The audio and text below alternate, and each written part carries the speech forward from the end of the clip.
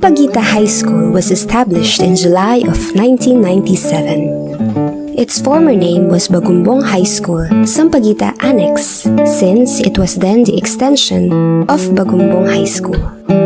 It is located at 11 Paraiso Street, Sampaguita Subdivision, Camarin, Caloocan City. In the beginning, it housed only 163 students managed by 4 teachers, namely Miss Milagros Manalo, now Mrs. de Los Angeles, Mrs. Lily May C. de la Cruz, Miss Carmencita Servo, now Mrs. Puso, and Mr. Gerardo Bartolome. The principal then was Dr. Eustaquio G. Cagara. At that time, Sampaguita High School was just a 6-classroom building. Additional teachers came in 1998, led by Mrs. Leonora Soberano. They converted the grass patch to a vegetable garden, making the vacant lots productive. At that time, there was a dramatic increase in population from 163 students to 880. From February 1999 to 2004, Mrs. Sonia Perico served as officer in charge. Enrollment rose to 1,285 in 2003, and with it, the number of faculty from 4 teachers to 13.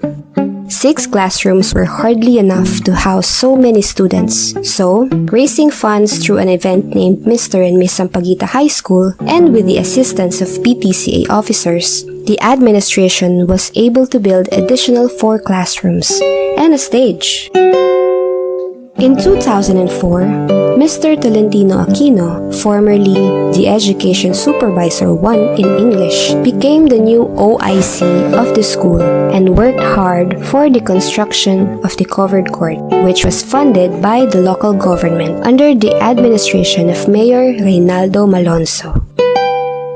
From July 2004 to May 2010, major transformations were seen under the leadership of Mr. Aquino, who became Principal 2 in 2010. Bulletin boards were made and organizational charts had been visible. The cleanliness of the campus and the classrooms was strictly monitored.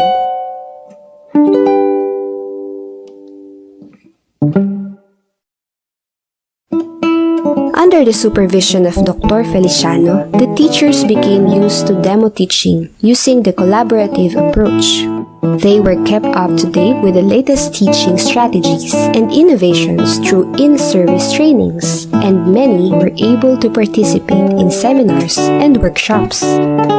By the end of 2007, the teacher population increased from 13 to 38, and that of the students from 880 to 1,701. Since then, Sampaguita High School has been a top-performing school, earning division, regional, and national awards in different competitions.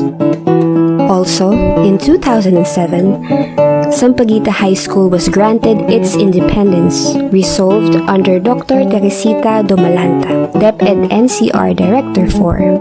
This was also made possible through the help of Dr. Marisa Feliciano and the then school's division superintendent, Dr. Elizabeth Manalo. Upon Dr. Feliciano's retirement, the school had 45 teachers and 2,477 students.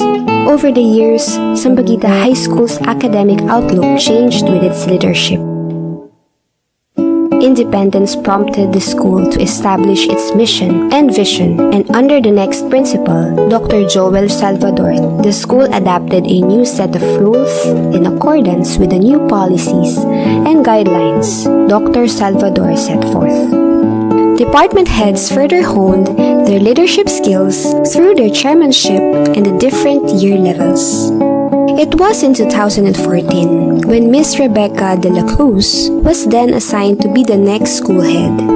The new principal imposed a very striking example of determination to raise the students' performance level in the Sampaguitarians' national achievement, and saw to it that her directives as to the enhanced remediation classes in all learning areas were correctly implemented. Miss De La Cruz also saw the need to further empower the school's other leaders in her time, and so prioritized the construction of the new department head's room. Under her leadership, enrollment from 2,441 to 2,621, a notable milestone in the history of the school. Succeeding Miss De La Cruz in 2016 was Sir Bong Danug, who was something of an historic figure himself. Beloved by students, Sampaguita's publication also dubbed him the school's coolest principal. One notable directive he gave was the best dressed policy on Fridays, which allowed students to wear decent civilian dress every Friday. This boosted student morale and resulted in a notable decrease in the number of cases of Friday sickness. The rise in enrollment during his time was also notable, with the student body increasing from 2,621 to 2,849. After Sir Bong Danug, the arrival of our new principal, Dr. Luisito C. Orma, made a bang. As Sir Danug and Dr. Orma are close friends, the school community easily adapted to the new sets of rules being implemented by the latter. Dr. Orma eagerly supported every activity the school held. He resolved the issues and concerns regarding class schedules caused by the construction of a new building. He was also admired for his paperless policy, in which he posted his directives online and so urged his constituent learners and teachers to learn new skills relevant in the 21st century. His time saw a drastic increase in the number of students, 2,849 to 2,915.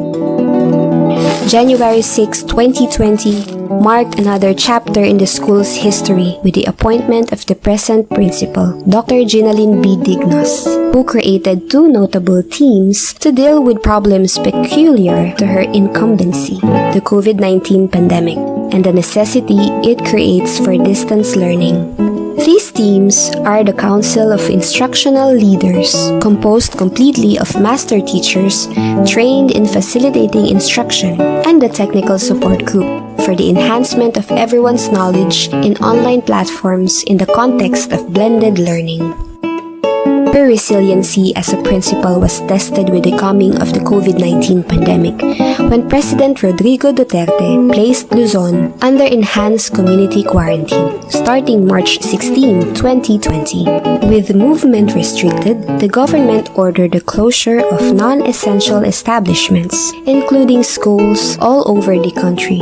Dr. Dignos remained optimistic despite these changes and designed webinars and other activities to train teachers in online learning, equipping them both physically and mentally. Despite the pandemic, enrollment has once more increased, rising from 2,915 enrollees last school year to 3,015 as of July 15, 2020.